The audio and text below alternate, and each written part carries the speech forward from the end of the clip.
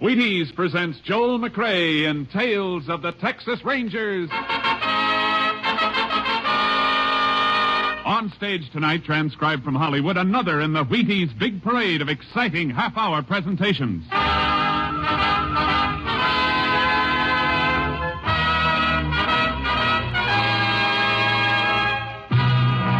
Tales of the Texas Rangers, starring Joel McCrea as Ranger Pearson.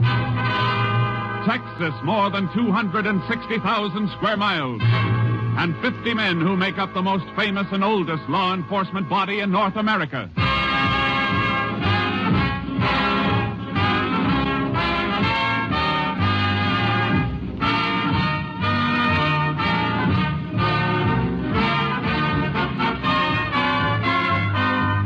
Now, from the files of the Texas Rangers come these stories based on fact.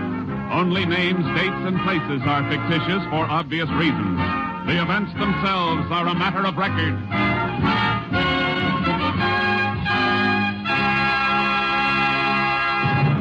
Case for tonight, the White Elephant.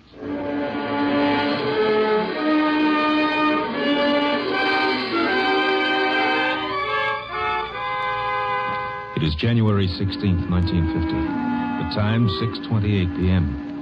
A freight train just outside of a West Texas town gains speed and rolls through the gathering dusk. Inside a gondola car, a hobo crouches in a corner as the brakeman comes toward him. All right, Paul, this is where you get off. Now, listen, pal, just let me get to the next town. I said this is where you get off. But we're moving. Yeah, you get on where we was moving, you can get off. Now, come on, or I'll dust the top of your head. Now, listen, don't do it, I tell you. Get on your feet like this. No, let go. No, you want to get tough, huh? I told you to leave me alone. Now, slug me, will you? Oh, you ain't getting me. I'm coming.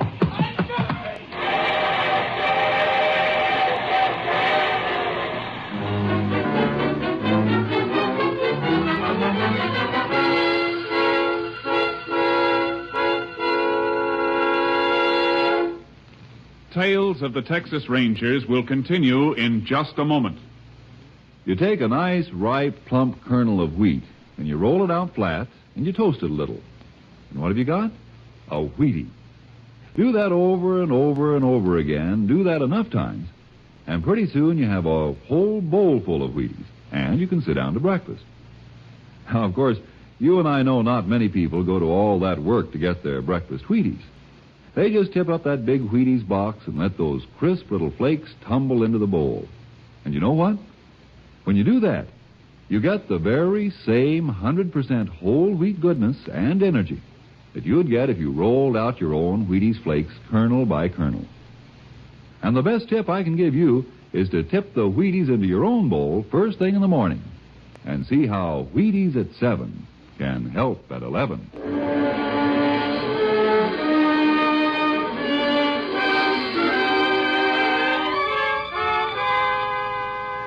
At 2:55 a.m. of the morning following the freight train incident, a rancher named Banker noticed a small coupe parked on the shoulder of the road.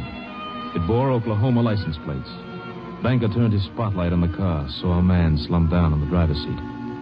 A half hour later, Sheriff Caldwell, notified by Banker, began investigation of the murder and called in the Texas Rangers. Ranger Jace Pearson was assigned to the case. And a few hours later, Pearson, Banker, and Sheriff Caldwell stood at the scene. Pearson listened to Banker. It was just about 3 this morning when I saw it, Ranger. How come you were driving along this road that late? I've been to a rancher's meeting in Almira's. I was going to spend the night there and change my mind. Uh-huh. Did you take this road when you left for Almira's? Yes, sir. What time? Yesterday morning, about 7:30. And then this car came here sometime between 7:30 yesterday morning and 3 this morning. I guess so. You never saw the dead man before, huh? It was the first time I laid eyes on him. All right, Mr. Banker. You can go. You need me, I'll be home. No identification on the body at all, huh, Sheriff? Nothing in the pockets, picked clean as a whistle. Anybody else been around the car? Nope, deputy kept his eyes on it. Car's facing west, going west when it was stopped. Tire tracks on the shoulder tell that. Mm-hmm. Blood on the seat. Yep. .38 bullet done it. 38. Might be a police special. Banker got one? Banker, but... Just ask him, for now. You see, You see something? Look here, Sheriff. Huh? Set of tracks leading up to the car. Ordinary shoes, not boots. Heel marks are too broad for boots. Yeah, looks like it. Look at this one. Sole print with a hole in it. Now look. The prints lead from that way, north, up to the car. A little scuffle, and the prints turn back north. Mm-hmm. In other words, Sheriff, somebody walked up to the car, stood there, then turned and went back north. Oh, and here's something else. Grease. Looks like grease. Smeared on the car door. Same side footprints are on. Grease might be from the car. Oh, looks too stiff and heavy for that. Yeah. What about it coming from a freight train, Jace? Why? Well, there's tracks about a mile north of here. Freights use the siding to pull on when passengers got to pass. Maybe it all ties in, Sheriff. A shoe with a hole in it, grease, freight siding. Yeah, might be worth going after. Where do we start? Here at the car first. I'm going to check it over inch by inch. Meantime, you get hold of a freight schedule. I'll meet you at your office.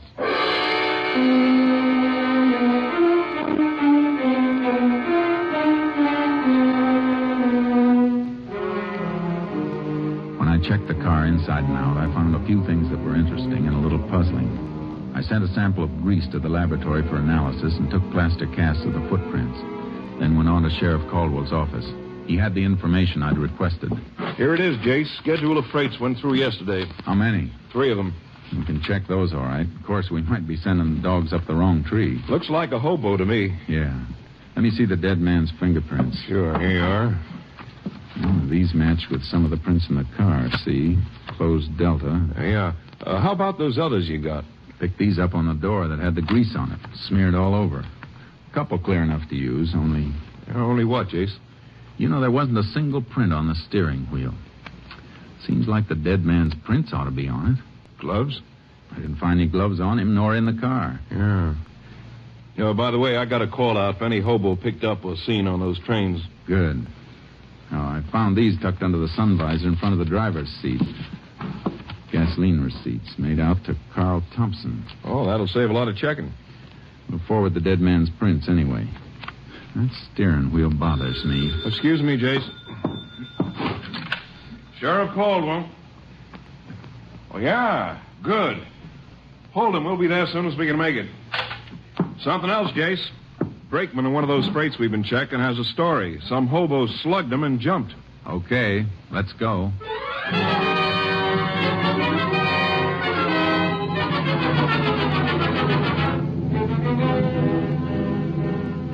The brakeman took us to the approximate spot the hobo jumped off the freight. Sheriff Caldwell and I picked up the trail and followed it by horse.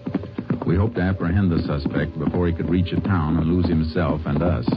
After 6 hours, we stopped.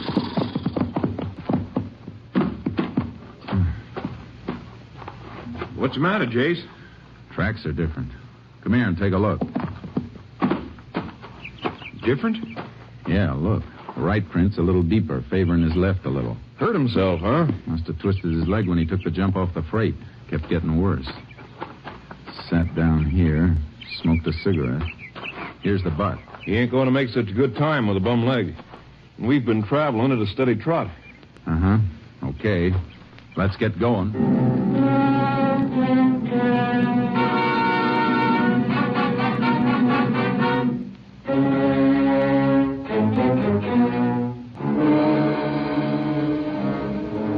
The suspect's trail showed increased favoring of his left leg. His progress became slower. More and more often he stopped to rest, and the trail became fresher and fresher. Evidence in a deserted shack showed suspect had rested there for quite a while. We picked up the trail again. We're getting close, Sheriff. How do you know? Noticed something just now. Take a look at these prints. Same as the ones we've been following. Not quite. Hole in the right shoe. It's not that. I'm talking about this anthill he crushed. Well, what about it? Quite a few of the prints had anthills in them, crushed and rebuilt. So? Ants start working on a new hill when the old one's been tramped down. This one's so fresh they haven't had time to rebuild. Hey, that's right. He can't be far off. Guess we better leave the horses tied up here, Sheriff, and start moving on foot.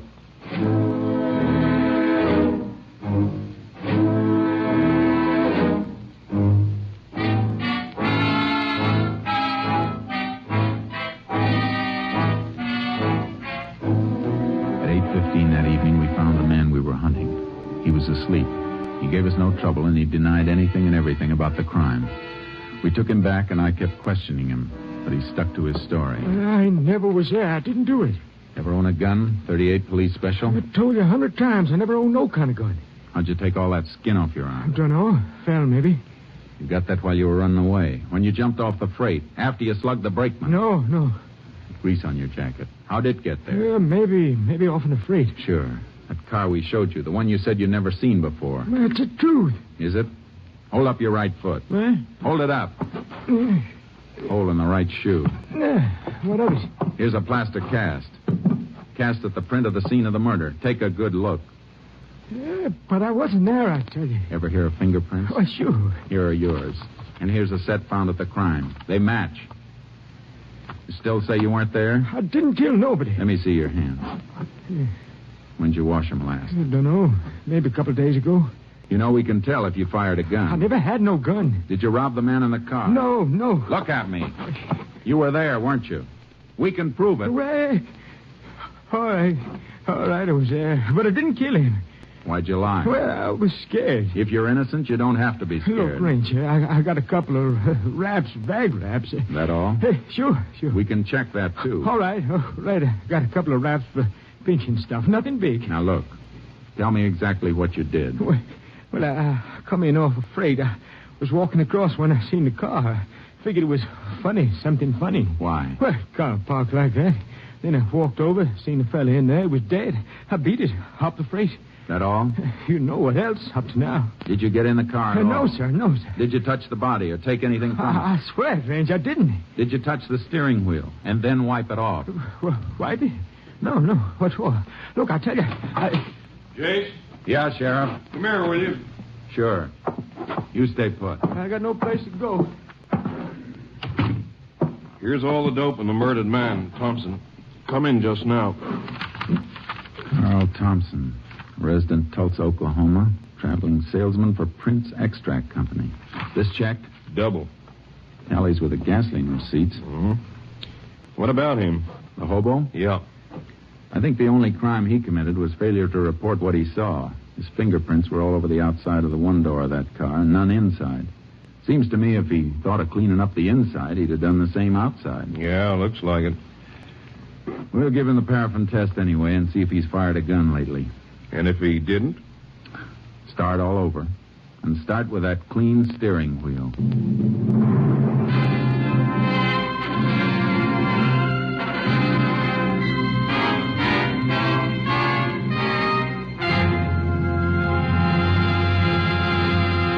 In just a moment, we continue with Tales of the Texas Rangers, starring Joel McCrea as Ranger Jace Pearson.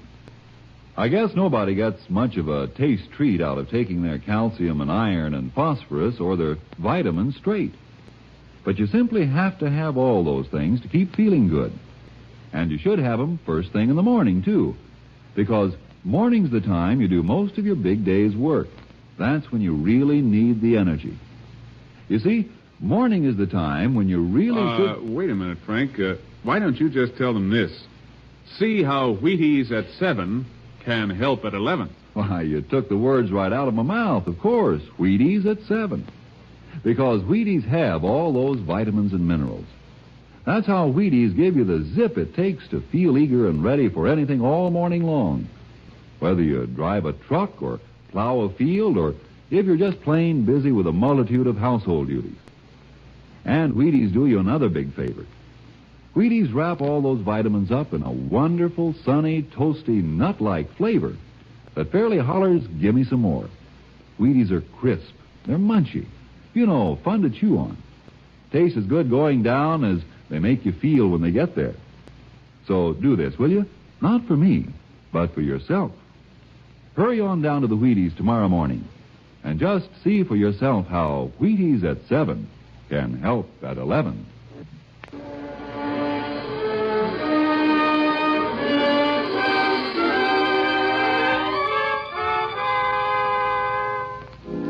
The result of the paraffin test was negative, but we held the hobo pending further investigation. I reported back to my captain, Stinson, at company headquarters. I told him I was pretty sure that the hobo story checked out. Yeah, it looks like it. But somebody killed Thompson. Killed him and then drove him in his own car to where that rancher spotted it.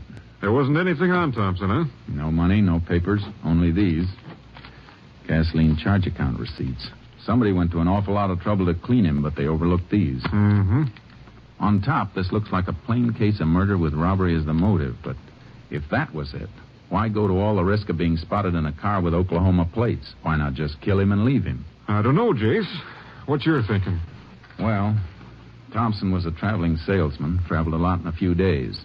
Now, suppose the killer realized that with Thompson far enough away from the scene of the crime, we'd have a pretty tough time finding out just where the murder was committed. Yeah, that could be. But why? Well, maybe the killer couldn't leave the spot, so he did the next best thing. Took Thompson's body away. And maybe it wasn't just robbery. Well, what else? I don't know yet, but I got some more checking to do.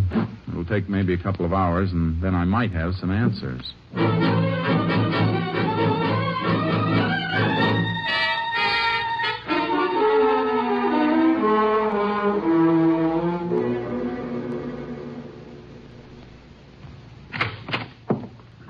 Well, a couple hours on the nose, Jace. You get anything new? Some more dope on Thompson, Captain. He never carried much money, never was known to have picked up a hitchhiker, and I got a pretty good idea where he was killed. These gasoline receipts tell a fair story. Yeah? How? Well, this one, for example, dated the 15th day before he was killed, made out in Bannon. He got 16 gallons of gas there.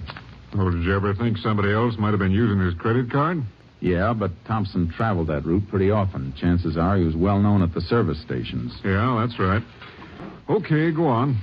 I ran a mileage test on his car. He got about 17 miles a gallon. Now, his tank holds 16. I did a little figuring. Just about enough gas was used to get him from Bannon to where his body was found. But he could have been killed anywhere between Bannon and where he was found dead. Sure, I know that. But it still looks like my next stop is Bannon.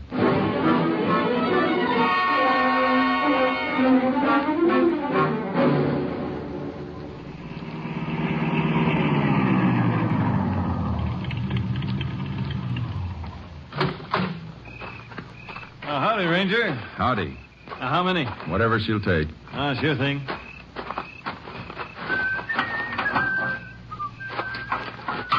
You the owner here? Yes, sir. How long? Oh, a couple of years. You work alone? Well, nights, yeah. Take a look at this, will you? One of my receipts. Credit card stuff. You know this Carl Thompson? Yeah, see him every, 4 or 5 months. When did you see Thompson last? The evening he bought that gas. Why, anything wrong, Ranger? Was Thompson alone that evening? Yeah. I never remember him ever having anybody along. What else do you remember about that evening? Oh, one of the worst sleet storms we ever had. Hit like It'd be tough for him to drive then, huh? Oh, sure. And hey, he was asking about some place to stay. You never stayed in Bannon before? I don't know. Leastways, he didn't know much about the places. I told him to try the hotel. He said it was full up. He said the motels were jam-packed. The lousy weather. You know where he went? Well, said he was going to try and find a place along the highway. Why, anything wrong? Plenty. Here's for the gas. I might come back and ask you some more questions. Thanks.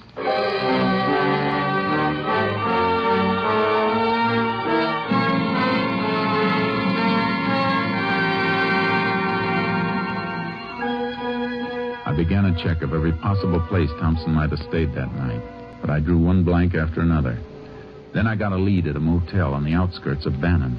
Sure, Ranger. I remember that night. Sleet was an inch thick. We was full up here, but I sent him to a place down the highway, the Star Motel. Been closed and up for sale for quite a spell, but I heard it was opening up again.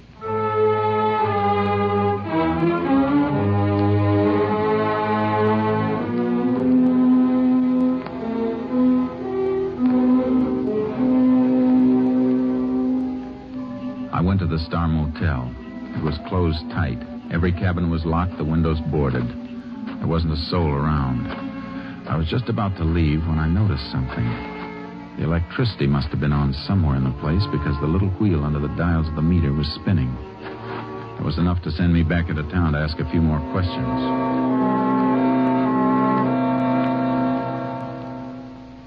Now, let me see, Ranger. Star Motels. Yes, sir. Here's what we want right here. Uh-huh. Are these all the electricity bills? Yes, sir. Let me see. Up to 3 months ago, the bills were just for meter installation, minimum service charge. That's right, Ranger. But for the last 3 months, $475, $389, $560. Kind of funny, isn't it? The place is closed, but for the last 3 months, the bills have averaged over $4 a month.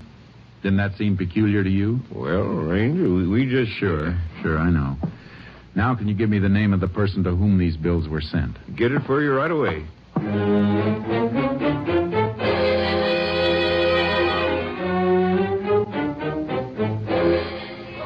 Why, yes, Ranger. Mr. Carlson's here. I believe he's on the phone right now, but if you come in... Thank you, ma'am. You Mrs. Carlson? Yes. I hope I'm not bothering you any, Miss Carlson. Not at all, Ranger. My husband's here. Oh, yeah? Yeah, I see. Well, I think that can be arranged. Yeah, sure. Tell you what, I'll come out a little later. I'll bring the client with me. Sure. Thanks for calling. Goodbye. And this is Ranger Pearson. Oh, hello. Sorry to barge in like this, Mr. Carlson, but I got a few questions. Questions? Sure, what about? You own the Star Motel, don't you? Yes, I do. Star Motel. Oh, that white elephant. White elephant? Yeah, I've been trying to get rid of it for 2 years. Why? Well, like Bessie said, it ain't been worth a hoot since the new highway went in 2 years ago. Only half the traffic that used to pass it.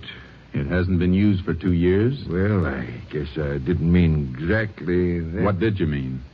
I tried to keep it going for a year after the highway went through, but couldn't rent enough rooms. Wasn't worth trying to save. You got the keys to it?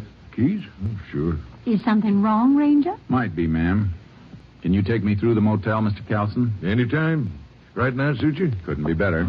Let's go.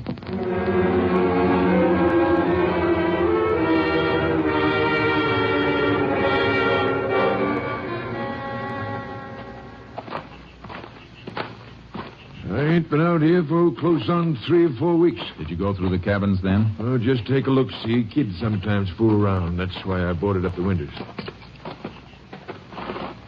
Want to take a look in the office? Yeah. Go ahead, Mr. Carlson. Sure.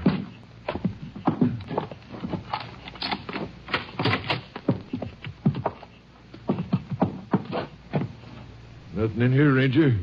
Nope, there's not. Anything in particular you're looking for? Yeah. You have this floor washed lately? Oh, heck no. Ain't no use paying for something like that. It's been washed recently. Huh? But why? How do you know? Scrubbing wood with hot water always raises the grain, and hot water isn't as good as cold to wash out blood stains. Blood? Blood? Reach! Hold it! What's the matter Hands with away you? from the guns, Ranger. Hold you. Sit down. Go on. Come on. What the devil is this? Who are you fellas? My guess is a couple of men I want for murder, Mr. Carlson. Murder? Just cut the telephone wire. Everything okay? Yeah, push that guy. Me? Why? I never carry a gun. Well, we'll just make sure. Yeah, he's clean. All right, now strip the Ranger's gun belt. Wait a minute. You got the drop on me. Maybe I'd have to be a fool to draw. But if you don't want me to be a fool, don't touch these guns. You try and take them off me, and I'll go down using them, and I might get lucky. All right, Locke. Let him alone. He's too smart to start anything. Go get the panel truck out and start loading our stuff fast. Well, what about them? We can lock them in. Fix their car so they can't get out of here for a while after we leave. If they try to come out while we're still here, we'll blast whatever door or window they try to come through. Get that, Ranger? I get it. Okay. I'll be outside, Chuck. So your name's Chuck, huh? Good as any. What are you and that other fella doing in my place? Go ahead, Chuck. Tell him. Some other time, friend. Now you two listen. Because I ain't going to say this twice. Try to bust out before you hear us drive off and you'll get it good. Now stay put. Oh, they got us locked in. Yeah. Oh, don't go near that window. You heard what he said. Little crack in the boarding. I'm just taking a look. What are they doing? Come here and take a look for yourself. Oh, I should have watched the place more. I never knew anyone was using it. Been used plenty. Look what they're taking out. Furs. All kinds of stuff. It's beginning to make sense. Closed down motel made a nice storage bin for stolen and smuggled goods till they could run it to the markets. Oh, they'll get away. You said there was a murder. Take it easy, Mr. Carlson. We'll get them. Oh, they'll be across the border in a half an hour before we could even reach a phone. Maybe you better take a chance And get shot down in cold blood? No. But we'll get them all right. Know why, Mr. Carlson? Why? Because you'll help.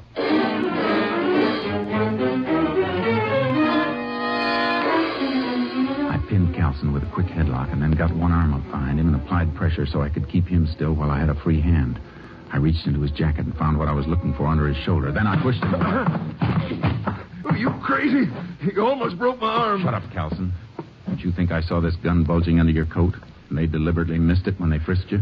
You played it real smart, almost. I don't know what you're talking about. This gun and the electric bills. You paid them. Paid bills that were being run up in a place that was supposed to be shut down. Seemed kind of funny you never complained to the power company. So what? So you got a phone call from your friends out there. They tipped you because they saw me nosing around here earlier, right? No. Okay, take a look out there. They're almost finished. In a couple of minutes, they'll be gone. In half an hour, they'll be over the border. How about you? You want to stick back here and face a murder charge? There's nothing you can prove. There's plenty we can prove, Carlson. And you're holding the bag. You'll have a tough time explaining those electric bills and them missing your gun. I didn't kill that man. Did this Chuck do it? Yeah, that salesman come in. He saw what was going on. Chuck killed him, then drove him away. All right. Now listen real careful to me. I'm going to fire this gun of yours. Then you hammer on the door and holler for him. Get it? What do you want to Just do then? listen. When they come up, tell them you had to kill me. Tell them to open the door. Then, Mr. Carlson, step back and out of the way fast. They'll be gone in a minute. Make up your mind. All right. Go ahead, I'll do it. Any funny tricks and you get it first. Now, ready? Pound that door and holler. Chuck, Lark, give me a fast. Open the door. Now, when it's open, step back. What's the matter? Carlson, open the door. I had to kill him. He was making a break for it. You just knocked him out. Reach! Both of them. Hey, what's the big idea? Why, you...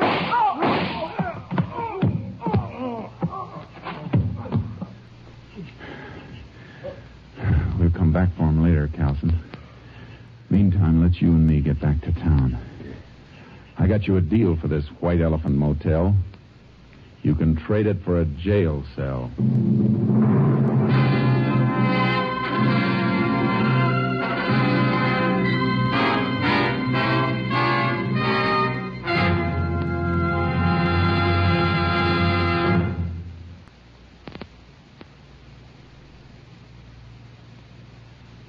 And now, here is the Wheaties man, Frank Martin. All right, sound effects man, ring the alarm clock. Yeah, I used to groan, too, when I heard that sound. But one morning I said to myself, now look, Martin, you gotta get up. Why fight it? Think about something pleasant. And right away I thought, Wheaties. That's about the pleasantest thinking a man can do. Why, when you figure you can sit down to a bowl of good, crisp Wheaties and then feel like tackling the world, when you know a bowl of Wheaties and milk and fruit can help you work good because you feel good, why, it almost makes you want to shake hands with your alarm clock. And when you hear it come morning, roll out happy, reach for the big orange and blue box, and see how Wheaties at 7 can help at 11. Next week, Joel McCrea in another authentic reenactment of a case from the files of the Texas Rangers.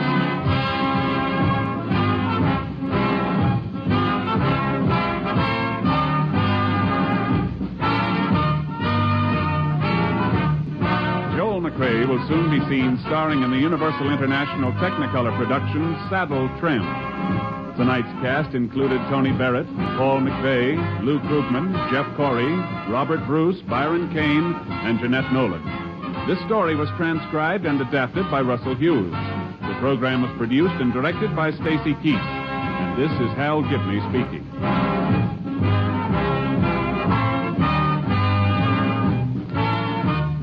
And this is the Wheaties man, Frank Martin, inviting you to listen Monday night to Frank Lovejoy in Night Beat on the Wheaties Big Parade. See you then.